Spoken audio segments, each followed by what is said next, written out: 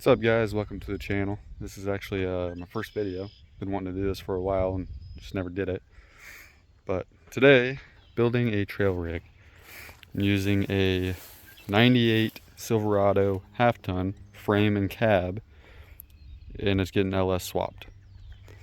Now there's not going to be a bed or front clip or anything like that. The gas tank's removed. I'm going to mount an 03 Silverado tank right up here somewhere. It's the 5.3 out of a 99. That one, actually. That one has a broken frame. 4L60E, I have a NP 241 transfer case that's going in. It's a manual shift. So I have that manual shift transfer case, and I'm doing the manual differential lock for the front. It's getting disc brake rear axle, which is laying over there, and that's the cab. I'm gonna try and use the gearbox off of that truck, which is actually laying over here. I actually don't know how much of a difference there is between this one and the 98 style, but I've got a 3-inch suspension lift, 3-inch body lift. This is fuel line, electric fans, ignore that, exhaust manifold, gaskets and bolts, new body bushings. This is the differential lock.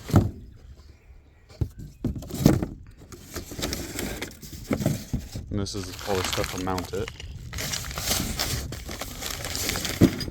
This is my LS wiring harness from Carl Customs.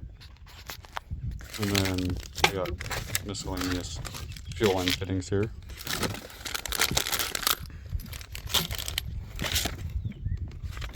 And then I do have the PCM out of the 99, that one there that the drivetrain came out of, that is already tuned.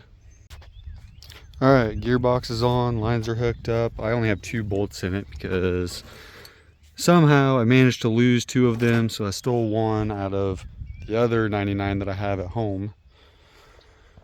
So I have 2 in it for the moment, but it bolts directly on. Pitman arms bolted on there. Lines are hooked up.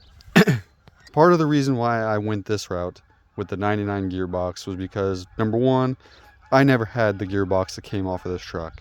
It wasn't on here when I bought this. I didn't get the bed. I have the fenders, but they're not in great shape. But it's a trail rig, so it doesn't matter. I don't necessarily need those. I have the core support. Another reason why I went with this gearbox was there's been some confusion on how to get the power steering to work when you do the LS swap on these OBSs. Some people say you need an adapter for here. Some people say it's a direct bolt on. Like you can just put your OBS line right into, or your LS line right into the gearbox. I don't know which way is the correct way, and I don't care to fight it. I had this gearbox already off of that truck, so I used it. One challenging thing was I didn't know if it was going to be a direct bolt-on, but it fits pretty damn nice, so we're using that. And I didn't mention before, I don't have the Dirty Dingo LS mounts. These are just Amazon specials. And something people do not tell you is when you use the LS gearbox, or the LS pump and lines, it will hit the mount. So all I did was bend it a little bit. I don't care. It's not a daily driver. If it blows out, I'll put another line on it. It's not a big deal to me. The oil leaks will get fixed, as many of you probably already seen. Right now, I am just throwing this all together so I know what I need to do and what I don't need to do. After all this is done, the drive line's all hooked up, everything like that, then I'll put the cab back on. But for now, getting this all hooked up, I'm gonna do the wiring, Transfer case, drive shafts, the front diff lock. I'm going to do the suspension lift and swap that axle with the cab off. And then I will worry about putting the cab on, stripping the interior out of it, and gauges, things like that. But for now, it's just getting it to run.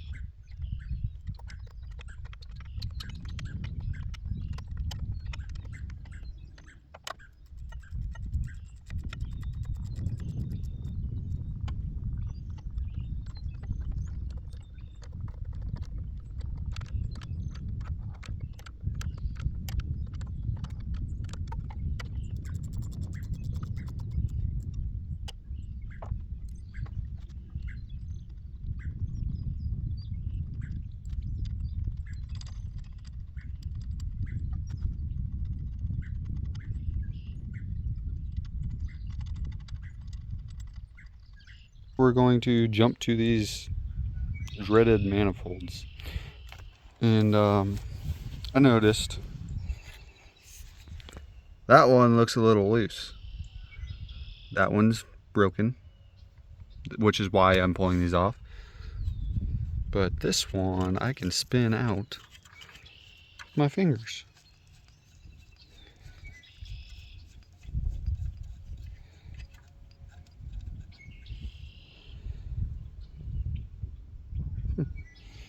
Nifty. And I believe there was 2 broken ones on the other side. Yeah.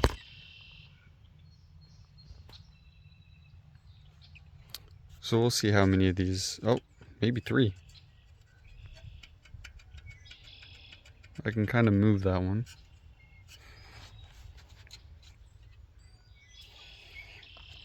We'll see if I snap that one off too. That'll be great.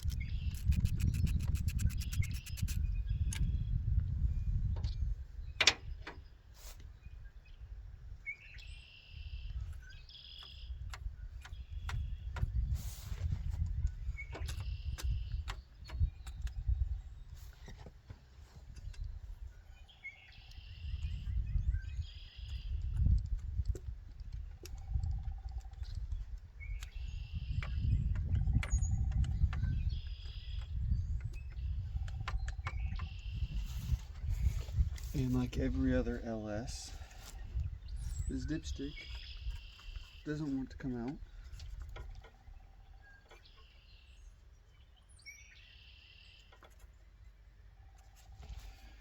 Should have probably done this first, but you know,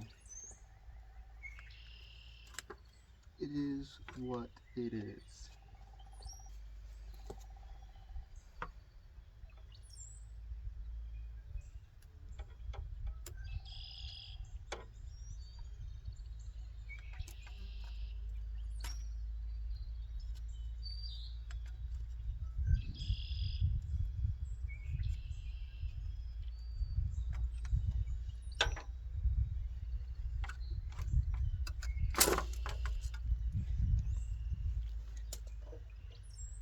Set that over there and lose it. And then we can finish taking the manifold off.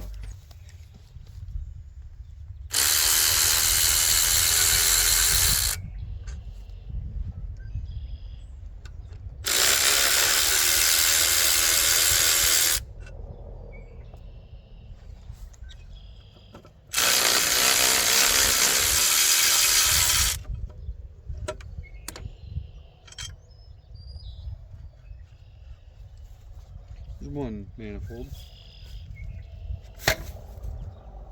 There goes the donut.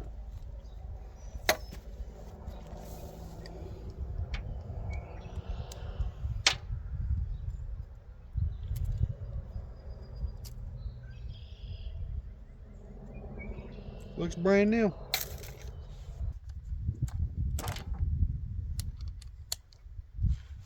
Can we break all of them?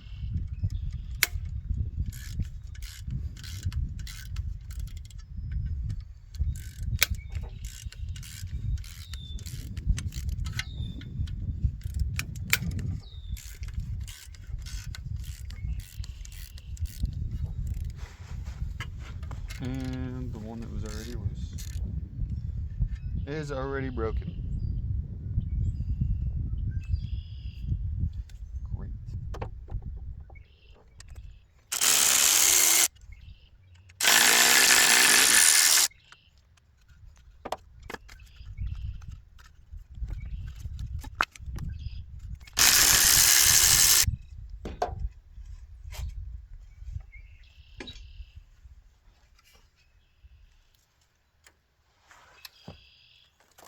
And there we got a two-piece gasket.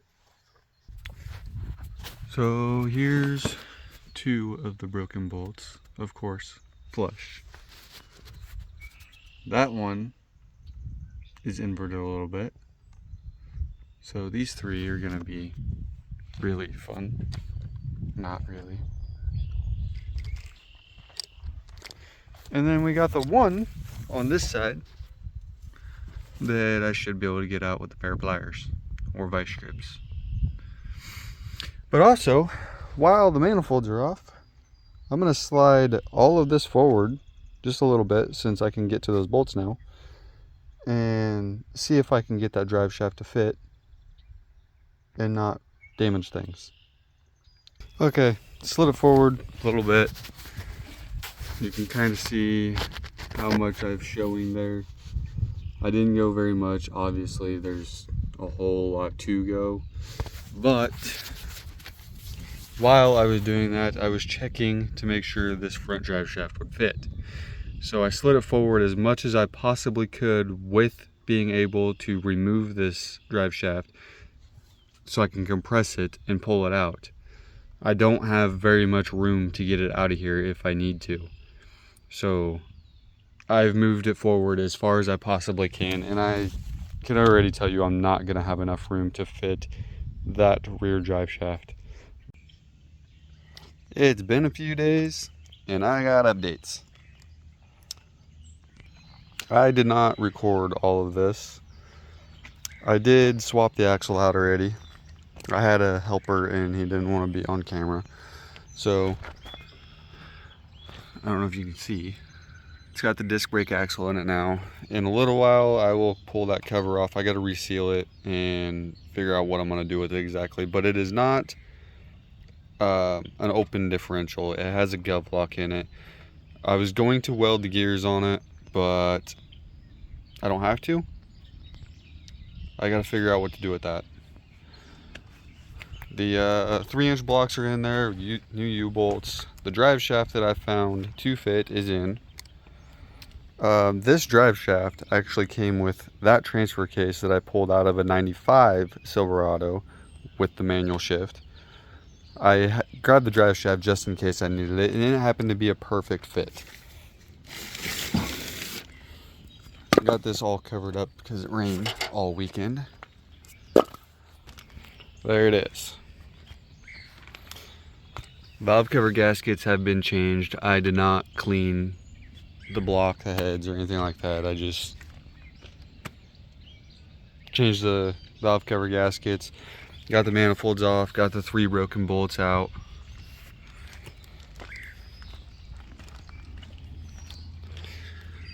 All 3 of them came out pretty easy. Broke the temp sensor, so I gotta get one of those. But we're ready for wiring. So if you've never done this harness before, all of this is labeled. So here's the crank sensor and starter,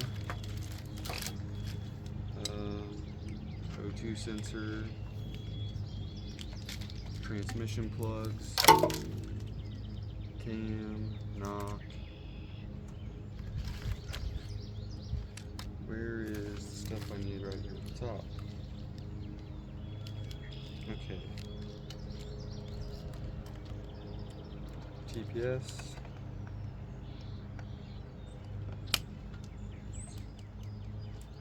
Idle air control.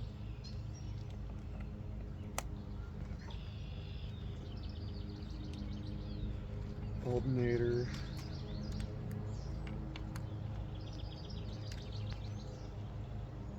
MAF, don't have one of those. PCT, I'm not even sure what that one is, to be honest.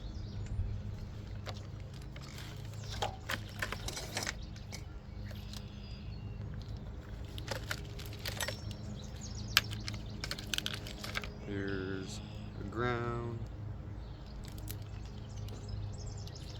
O2 sensor, knock sensor. So the knock sensor plugs in back here. There's 2 of them.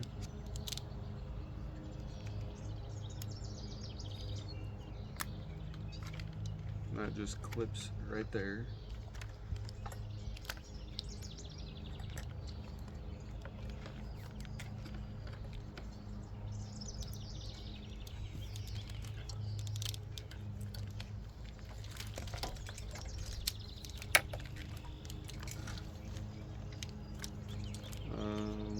These are injectors.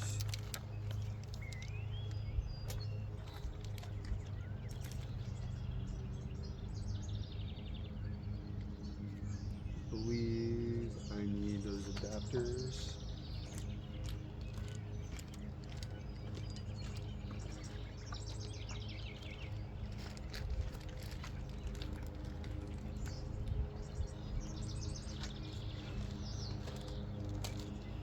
So these adapters just plug right into here, and then this plugs into the injector. You're gonna have different adapters, or you may not even need adapters for different injectors. I think there's 3 styles of LS injectors, maybe more, I'm not sure.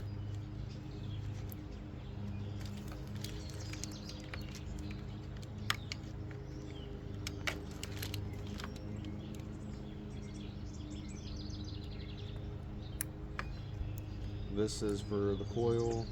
What is this? Get that out of my road.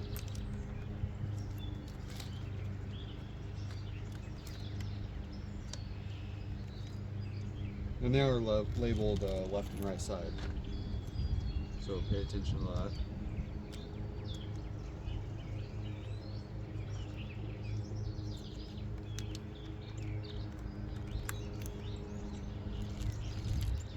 Let's see, go to this side.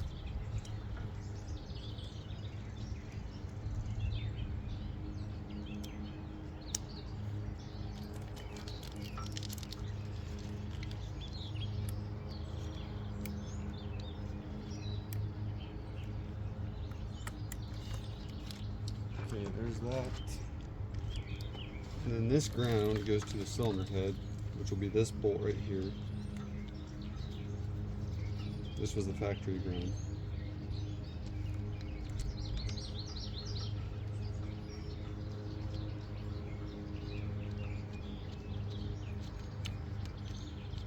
Tighten that up later. Don't let me forget. And then that ain't even gonna reach up there anymore.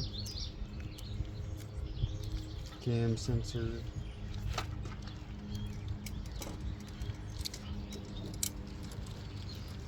Take it easy on this stuff. Don't want to rip anything out of there.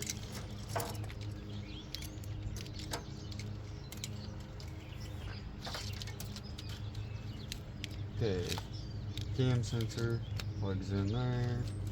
More injector stuff for that side.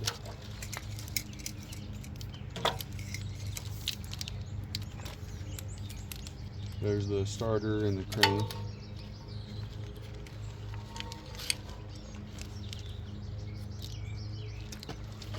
I'm going to unplug this. Run it this way. Plug it in the right direction. Where? This is transmission.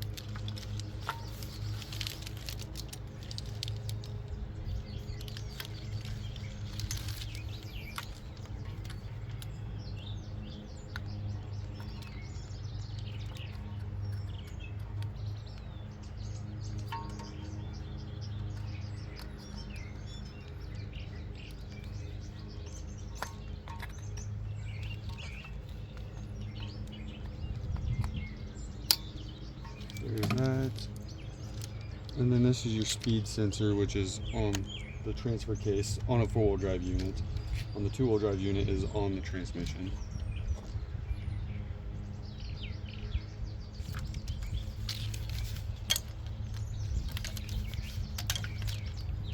Where is the oil pressure?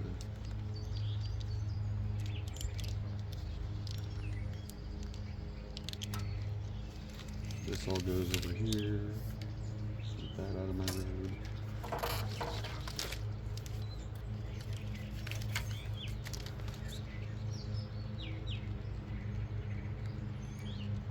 I guess you don't have an oil pressure.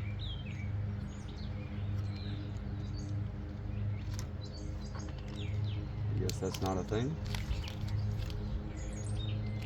I don't want that wrapped around like that.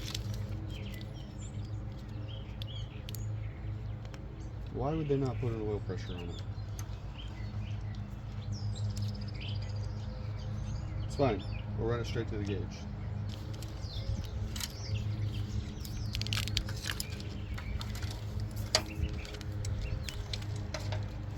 I don't know where I'm putting the PCM just yet, but for now, I'm going to lock this in where it's supposed to be.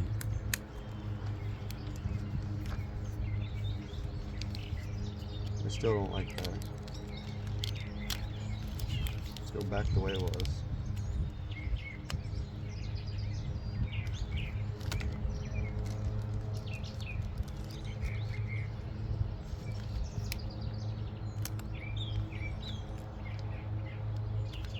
Why do I have a random hose laying in here? Don't need that.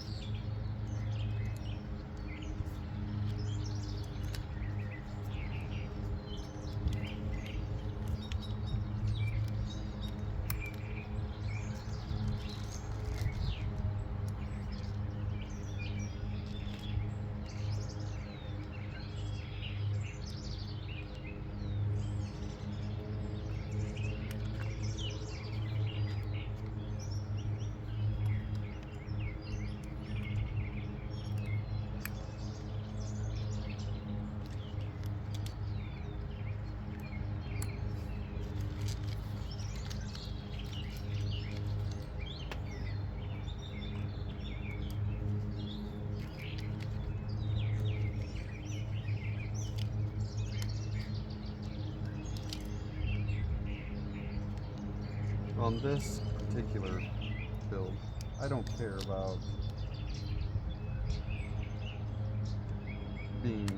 a clean wiring job. The only person that's ever going to see it is me. And 2 sensors. Why is the map sensor way over here?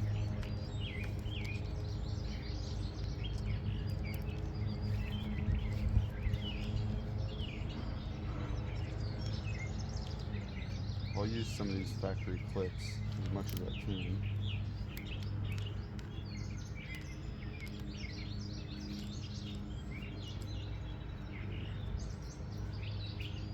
Okay, coils are plugged in, injectors are plugged in. Oh, that's why I can't read.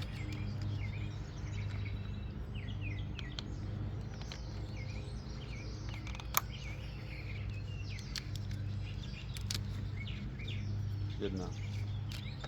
Well, for the most part, there it is. I can't mount the PCM. I can plug it in, but I can't mount the PCM or the fuse box until I get the cab on, because I'm probably going to run those inside the cab. So this whole thing is probably going to come back this way and go in like towards the glove box area.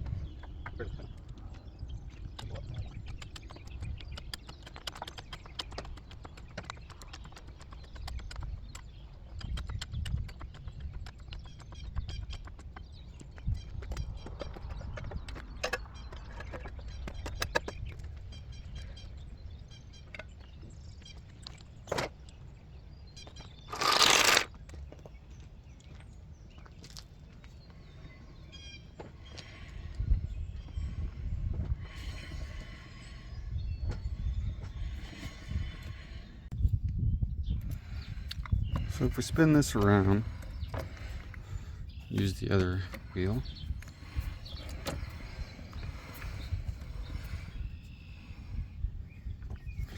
Okay, you have this locky dealio. I'm not even sure what this stuff is called, to be completely honest. Get a little better view at it. So when this spins around, as you get vehicle speed, this flings open and locks on here. So information that I have found is these springs in here. How do I spin that around? Nope. So this spring you can loosen up so it flings out faster at lower speed. So maybe I'll take it all the way out, maybe not. We'll see what I decide to do. First I need to clean up most of this differential fluid or gear oil.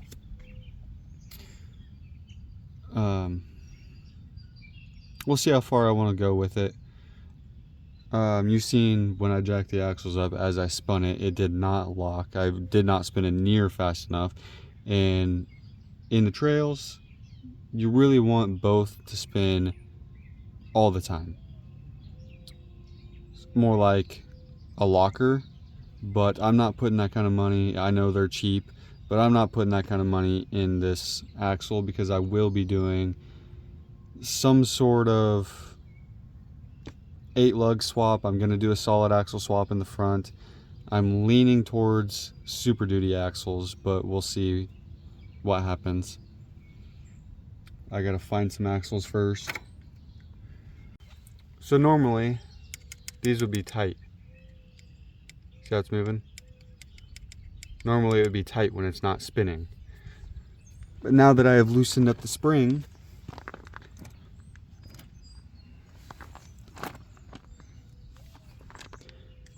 it has no tension on it. So when you spin it, it automatically locks right there. I don't know if you can see that very well.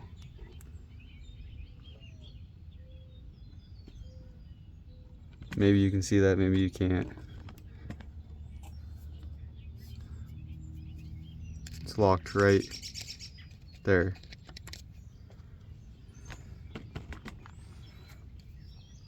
And then when you go backwards, it comes off of there, but then it locks the other direction. And now it's locking fine, but it wasn't a second ago. Don't know why.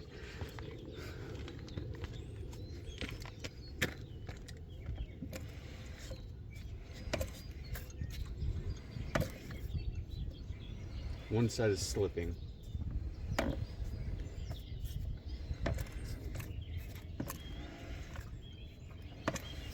I can feel it slipping.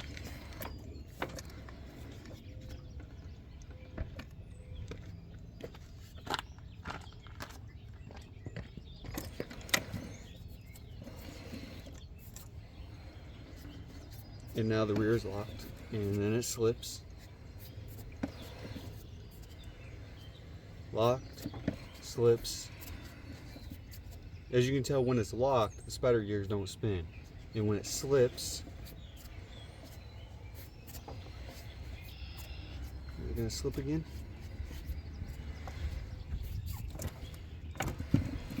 See the spider gear spinning?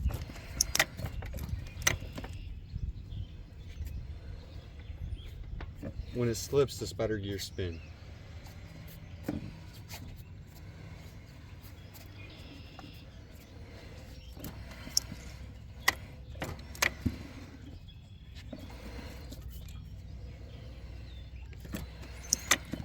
But now it's pretty much always locked. As soon as you start moving, it locks. Going forward anyways, reverse likes to slip. But for a one-time use in trails, it should do just fine. Well guys, it's gonna be the end of this video. We've got the wiring harness on, the power string's done, exhaust manifolds are on, doesn't have broken bolts anymore, axle swap, suspension lift, drive shafts. Everything's done except for filling the transfer case and the differential. And next is putting the cab on. So that's going to be the end of this video. If you want to see the cab going back on and how the computer's mounted, tune back into the next video. Thanks for watching.